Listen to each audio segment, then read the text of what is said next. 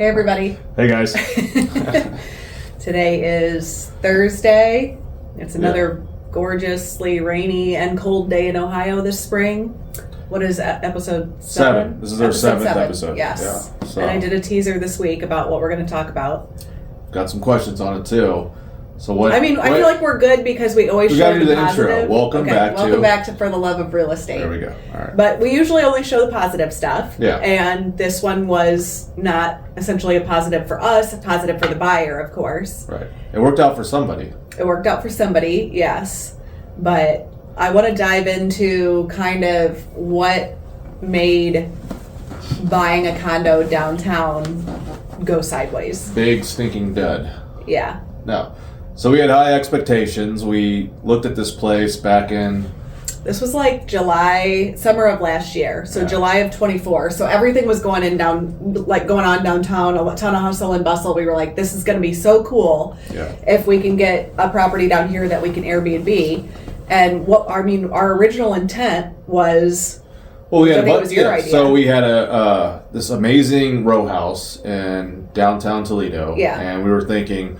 We love going to the concerts. We love going to the Mud Hens. We love going to the Walleyes. Yes. We were thinking we go to all these events. We love being downtown. And we're like, wow, we can get this Airbnb. And if it's ever not booked, we can utilize it for the things we like to do. So we saw an opportunity to buy this really cool 2-story row house right near downtown, like a block and a half, maybe 2 blocks from the Mud Hens. Yeah. And we're like, this should kill it. It's going to be fantastic. And we also thought, you don't have any exterior maintenance, and there is no HOA. I mean, that's extremely rare. So it's not like Bartley Lofts where you have a restrictive HOA against certain type of rentals. So we thought even too, in 5 years, 4.5 years now, when the kids graduate, we would sell our house that always requires a ton of maintenance and is almost on an acre, the house that we live in, and essentially split our time between that condo and Florida. Yeah. So this was a new listing. It was with Tom at Remax Preferred. We know him well.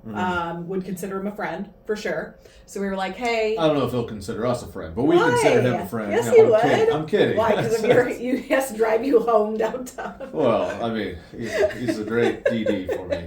Let's be fair. His wife is the great. Yes. Yes. Yeah. So, but yeah, super cool space. Yeah. And this is nothing against the property itself, essentially.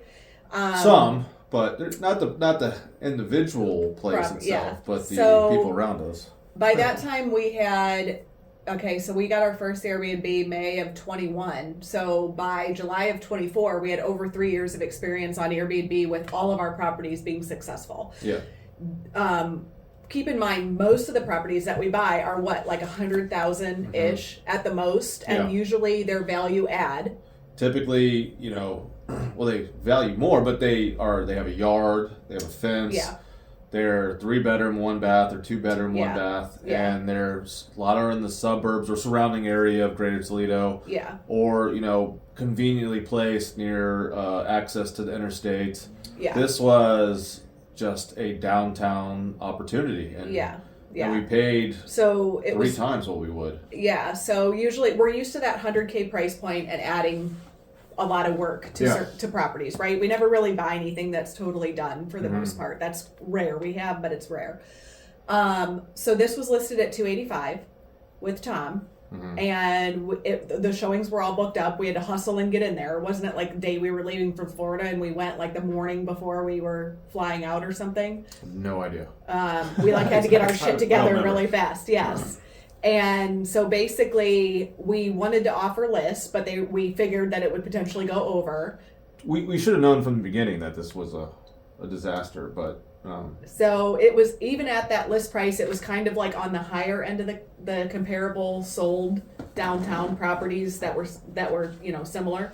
But this was pretty much already done. There were a couple things that you could do, but... It was. No, we didn't have to paint. We did paint. We painted the bathroom and we redid some of the floors. Yeah. Yeah. I mean, but compared to what we're used to. Yes.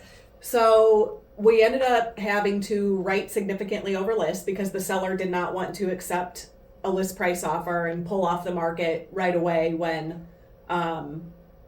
she was getting a ton of activity, which makes sense for sellers. We were aggressive. So we bought it for, do you remember? Well, can you 305? No, 300. I was like, can you name what we actually bought it for? 290 to 300. Yeah, no. The appraisal came back weird. Yes. So we offered 301. 301. Okay. We offered 301. So we're already 16,000 over. Yeah, but I mean, it's true. But we were trying to get the house, so, and we thought it would appraise for that. Yes, and so the appraisal that we had, the first one, it did not appraise. It was like 13,000 low. Well, I mean, we should back up. I mean, immediately there was concerns about it appraising. I thought the house would. There was other properties in the area that were listed for that amount. Yeah, so there's a lack of inventory. Right. Yeah, lack of inventory downtown. Yes. So, but and again, we were still stuck paying that price. Like the seller wasn't gonna. Well, first of all, it didn't appraise, and they were pissed because they thought we were in cahoots, and they thought that we should pay the entire amount, the difference. Yeah. And we didn't have an appraisal gap waiver on there. And basically, we had to push to get another appraisal. Right. And so we also waived the inspection. Remember that too? We waived the inspection to get it, which is pretty typical and didn't really have an adverse scenario for this. It was honestly in really good shape. So we weren't concerned about that aspect of it. But we had to be super aggressive to get the house. Yeah. So we ended up getting a commercial loan, which commercial loans were high last summer, and all of our stuff is commercial loans, but this was 8%. Right. Yeah. 8%. Whole thing was a gamble. Yeah. Hindsight 2020. So 8%. So our mortgage payment alone, because in commercial you don't escrow for taxes and insurance, our mortgage payment alone was a little over $2,000 a month. Yes. Correct. And then you ran the numbers for the nightly rate. So I was hoping that during the peak season of Toledo, we could get $500 a night. And most of our rentals, we have a minimum, but we figured this would be an opportunity to do 4 concerts, 4 events, one night, make $500 on special events. On the special occasions. Yeah. And then we needed to make about $150 on the remainder. If you're following that from our last podcast, 60% of the year would be the worst. Well, if we can do 60% at 150, we'll make. I think $500 a night really overshot it. It slept 9 people, right? It was each bedroom had an attached bath. It slept 9 people, which most of our Airbnbs sleep 5 or maybe 6. So we thought, okay, if you get more heads in there and everybody divides the cost, okay, on the very high end, if there's something great going on that people can walk to, you can maybe get that amount. We never got it. On the low end, we needed to get at least $180 a night, right? For the most part, or for the average. Well, that was before the taxes increased, which we'll get to. It was $150 before we got hit with that little. Okay, so speaking of the taxes, they were at $13.50 a half. It was $215 was what they originally had the taxes at, or $180. I forget. But yeah, when we bought it, the taxes were $13.50 a half. And I don't know if most of you realize, but they raised the taxes significantly. Yes, and so we closed on it in August, and in September, Lucas County was starting to do their reevaluations for taxes, which we know now is an absolute shit show, and people went crazy up. So for this property in particular, we went from $1,300 a half to $2,800 a half. Yeah. Just doubled them, just skyrocketed it. Okay. And so that took us from now needing a minimum of $180 per night. Yes. Yeah. To at 60% of the year. So and most of our Airbnbs get 75 to 95% of the year booked. Yeah. So I was like, okay, not a major concern if we can still push that 75% of the year at 150, 180, then we'll be okay. Yeah. And with the occasional big event, $500 a night, and just being prime location. And remember with Airbnb too, different than a rental where we were paying the obviously mortgage, taxes, and insurance, but you're paying your guests cable or internet. We always provide internet. We provide electric, gas, and water. Obviously, you're not going to charge an Airbnb guest for any type of utilities. So those are all additional costs on top of those taxes getting doubled, and that basically killed us. So we put it on at $180 a night for the most part, and we just were not getting bookings. This place had its own garage with enough room to play cornhole or ping pong. Yeah, we put ping pong in there. even had a parking space beyond the garage and parking on the street. I mean, if you had a crew if you could sleep 9, you could have 9 different cars show up, and they would all be able to have plenty of parking. Yeah. Anyway. Yeah. So. And so, like, fall rolls around, and we're not getting bookings. Mm-hmm. It's maybe like 10 to 20 to 30% occupied per month, which was terrible. We also just, like, never went down there. I think we took the kids to a Mud Hens game once, and, like, we parked there, and that was it, right? Yeah, was it Walleye? I think Walleye. No, it was Mud Hens. Was it Mud Hens? Yeah. Okay. So it was when we took Adele down. Yeah, in the season. We literally just, like, never really hung out there, right? And then it wasn't getting I mean, obviously the winter months aren't the best for downtown events, except for the occasional this and that, but not what we wanted to go to. Yeah. But, I mean, the fact of the matter is, if we would have held on to it, now where the season's picking up, Mud Hens are in play, there's all these things happening, concerts are planned, maybe now would pick up, but, I mean, even then, being that far out, usually we have bookings, have bookings 3 months out. And all of our properties, our other properties, are still continuing to book, and this one's just, like, hanging out there. And, like, our other properties are maybe, like, $85, $99, $110 a night, and they're booking fine, and they're mostly in the suburbs, and we were like, okay, why isn't anybody booking this that sleeps 9 people for like $180 a night? So first, I talked to one of our friends that does Airbnbs downtown, and she's like, put it on booking.com and put it on VRBO. All the sites, yeah. So I start with booking.com. Yeah. I start with booking.com. And another thing that we always did before was require at least a 2-night minimum, if not a 3-night minimum, to try to deter people from partying and destroying our spots and everything. It's what we've typically done. You could party in this house, though. It was mostly wood floors. Right. But anyways, so we switched the booking on Washington to try to get more bookings from 3 nights to 2 nights to 1 night. So now we have a 1-night minimum. And then I put it on booking.com, which has like a headquarters in Amsterdam. I mean, it was like terrible to even get it on there. Amsterdam, Ohio. No. I'm kidding. I think it's Netherlands. I have no idea, but really? Yeah, I think, right? Keep going. Okay. Whoops. Geography's not my strong suit.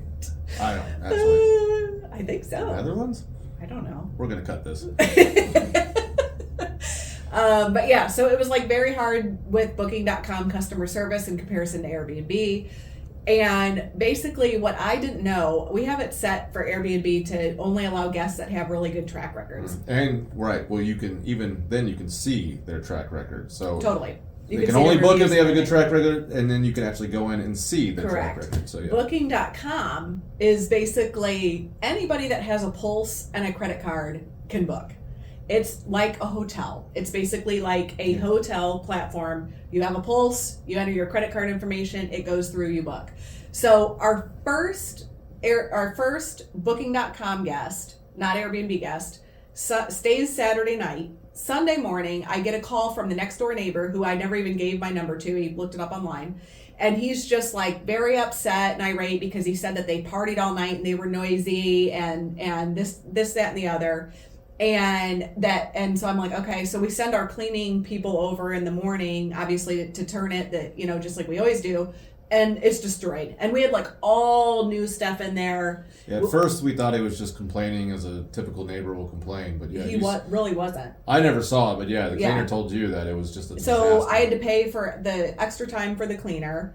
We had to block off an additional night to get cleaned up after these people. Mm-hmm. And then I had a hell of a time even getting paid for that reservation through Booking.com, and had a hell of a time then removing my property from Booking.com because I'm like, okay, I cannot just have this neighbor calling me next door, the neighbor's being bothered, these one-night bookings where there's no vetting them. The customer service was awful. It was awful. Were trying to, because they broke stuff. We were trying to awful, yeah. Get a refund on some stuff. Yes. Booking.yeah. No. Booking.nah. So eventually we pulled it off of there and left it on VRBO, Airbnb. And Airbnb. Yeah. But even back to the basics. you have to like cross-reference VRBO and Airbnb, so you have to like basically link the calendars. That took a lot more time, and I was like, here's another effort to try to get more bookings, and I think we got like 1 or 2 bookings from VRBO was all. So then we started taking what the property was costing us every month versus what we were actually getting in bookings, fall, winter, and then starting this year in spring. and we were losing seriously between $1,000 and $1,500 on the property a month. Yeah. And a lot of it was due to the new. No one was booking. The taxes jumped significantly, and our interest rate was insane. We were and we weren't using it. I mean, we had high hopes again of using it, but too. We never went down there. So to give you an example, like I looked up our loan statement before we were talking, like when we were talking about listing it, $52 a day, $52 a day to our local bank in interest alone. Mm-hmm. So if we're not booking, I mean, that's just interest. Right. So every day is loss of money. So every day that we don't have a booking in there, that's... So if you book it for $150 a night and you go 3 days without booking, you're already in the hole. Yeah. Not to mention the mortgage insurance. And, we're paying all the costs. We're paying cleaning. Mm-hmm. It's a lot of money to furnish a property that sleeps 9 people. We had to get multiple TVs. We had double the beds that we normally have and things like that. And so we're just starting to lose money. Mm-hmm. And then I drop it to $135 a night. And we're not getting any of the long-term bookings on it like we normally get on our other Airbnbs either. Like our other Airbnbs, we had somebody stay for a year, somebody stay for 6 months, a lot of people staying for a month or 3 months. We didn't get any of those. No, we'd have huge gaps. It'd be like 3 nights, 2 week gap, 3 nights, 2 week gap. Yeah. It was all over the place. Yeah. And so we're just like seriously just losing money every month. Yeah. And I think the neighbor called like 1 or 2 other times where even Airbnb guests would be bothering him. So then we had all these caveats in there, like it's some, please do not bother neighbors, please do not block the garage. We'd get a call that people would block the garage even though we had this giant sign out there. And it just like really, really became a headache. Not worth it. No, it was a financial and mental headache. Yeah. Yeah. Yeah. So now so it took us about a few weeks to finally decide, let's list it. And because we didn't want to let it go. I mean, we really liked this place. And we've never taken a property off of Airbnb. So I know that if you're an Airbnb host, here's a good tip, and you cancel on your guests, they basically will charge you 50% of the booking to help the guest find something else. I didn't know they did that. Yeah, man. They do. Oh, boy. Yeah. They do, and then so we had how far out? Like the entire 3 months out? It's like no, not like 3 months out. So it was like me when I had to cancel on somebody that was like a week out. They charged me 50%. When I started canceling on people that were like 2 weeks out, that was like 25%. I think, yeah. And then keeps on giving. That's great. And then with Airbnb, you have to, like if you're selling, right? Because you're canceling on people. That's one thing hotels don't do and the benefit of a hotel. We've literally never canceled on anyone. So when you go to pull a property off of Airbnb and you say, hey, look, like we had to sell this property. It was a loss. It's not getting enough bookings, whatever. You have to provide them a copy of something that proves that you actually sold it. Something like that, HUD, whatever you did to sell it, yeah. Yeah, which was not a big deal either. No, but it's still, it's just one more thing. Yeah. You can't just cancel and not give a reason. So Correct. God knows what they would do with us then. But. Right. And then, so obviously we put it online, hoping that we could recoup what we had into it, even offering to sell it furnished. And we ended up getting a buyer right away. Great military veteran, felt like, okay, this is great. We're going to, give the house to somebody that is going to live there full time. They're really going to love it. And somebody that's 100% so deserving of having a property in Toledo. And I figured he'd probably, be, the neighbors would love him because he's, living there full time. It's not going to disrupt people around party anymore. House or whatever. It's an actual homeowner. And then there's still not a lot that's sold downtown. Mm-hmm. So even though our property is very nice and different and has a garage, it doesn't have an HOA, we still had an appraisal issue. Again. We got like a $330 offer and we had to knock it down to $305. Yeah. So because of the appraisal. And again, it's kind of like that one flip house that we did in Westmoreland, which was a different neighborhood forever ago. And you get these buyers that you really like and you're like, getting to the finish line of being able to sell it. And then when you have an appraisal issue at the last minute like that, we didn't want to like pull it from the buyer. Like that's not the buyer's fault that it didn't appraise. We need to do like an appraisal hot seat panel where we have like 3 or 4 appraisers, and we can just ask them questions, and grill them, and then record it and make sure. And they'll say that the bank will flag the appraisal too if, like, they mark anything, peeling paint or but we can. So I mean, but obviously he uses VA loan. We didn't have to do any repairs or anything like that. The inspection was very clean. Pest inspection for VA was very clean. So we ended up just reducing the price to the appraised value to essentially get it off our books, and we got to talk to our CPA about, writing what that write-off is, writing everything off. I mean, so the thing about an Airbnb, and Megan's mentioned this many times, like once you stage the house, not stage it, but furnish it, you can use that for staging, which allows it to present a lot better. Yeah. We had to take all that furnishing, now staging, to the next opportunity, which required, with a lot of moving parts, required a moving service. So we had to reach out to... We used Holland Movers. They did a great job. Yeah. So we paid people to move everything in, build everything, and then obviously I do my thing. And then we improved the property while we were there. And then we paid again to move everything out to properties that we essentially didn't even have ready for. The main takeaway that I could provide to people about this is it was outside of our buy box, like 100%. Which I don't think that's a negative thing. Going outside of your buy box is okay if you know what you're doing. And we thought if you crunch the numbers, it all made sense. Yeah. Like and if you compare it with like hotels downtown. Right. I mean, if you crunch the numbers all day long, this thing made sense. Even if there was an increase in taxes, property taxes. I mean, but that was a big hit, but still, if we were getting the 180 to 500 occasionally, it would have been a hit, and then we could have enjoyed it when we wanted to. We kept it for 5 years, sold our house, had this opportunity downtown with basically a 1.5, 2-car garage and a parking space behind it. I mean, so neither here nor there, but you were talking about your lessons learned. Okay, another lesson learned is the fact that, again, this being outside of our buy box, most of the houses that we have are easily rentable if they don't flip, if they don't Airbnb. Easily rentable or sellable. Right. Yeah. And this one was nothing. A little bit harder to sell because, again, there's not a lot of comps downtown, not a lot of inventory, special buyer for people that want to live right downtown, right? It's a different thing than, people wanting Perrysburg for the same price or Sylvania or whatever. That was the big takeaway too, was that we could not rent it. Like when you are into a property for almost, like, let's take utilities out of it and say we wanted the buyer to pay the utilities. I mean, when you added the $2,000 for the mortgage payment alone, plus how much the taxes were, there would be no way that we could make 1% and rent it to somebody on a monthly rental or a yearly rental or whatever, even unfurnished. The numbers did not work as a long-term rental. You would have, most you could get was like $1,500 to $2,000. And you're still $1,000 in the hole each and every month. Yeah. Yeah, just so we could have held on to it just to lose money, and that's not what we do. Yeah. So when we settled we use Louisville Title, of course. When we settled at Louisville, I looked at the final account statement, and we were getting less than what we put just to buy the property, what we put down, not including everything that we had into it, all the time we had into it, all the money we had into it. There was literally not 1 month that we had it on Airbnb that we even broke even. Yeah.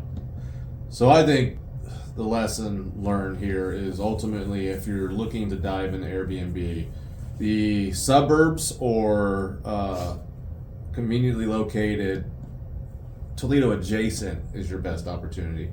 Having a yard is your best opportunity, and being able to keep it under $100 a night, around 100. That's what people seem like they're willing to pay, or what we've seen. They'll pay $250 for a hotel all day long with 1 or 2 beds and blah blah blah, but under $100 for 3 bedroom, 1 bath. It's like you're not going to get much more than $100. Yeah. And it's the convenience factor. I thought downtown would be the most convenient. It's the most walkable property we have. So we were like, oh my gosh, people are going to love this. They can walk everywhere. And of course, I felt really bad, like canceling on all the future bookings. I know that that sucked for them. I tried to like look up other links for other Airbnbs in the area or different hotels and say, hey, why don't you try this? I mean, but it was to the point where we just couldn't hang on to it. And when these potential guests would start arguing with me like, oh, we already booked, you can't cancel on me. I'm like, we no longer own the property. We were losing money on the property every month. We could no longer financially support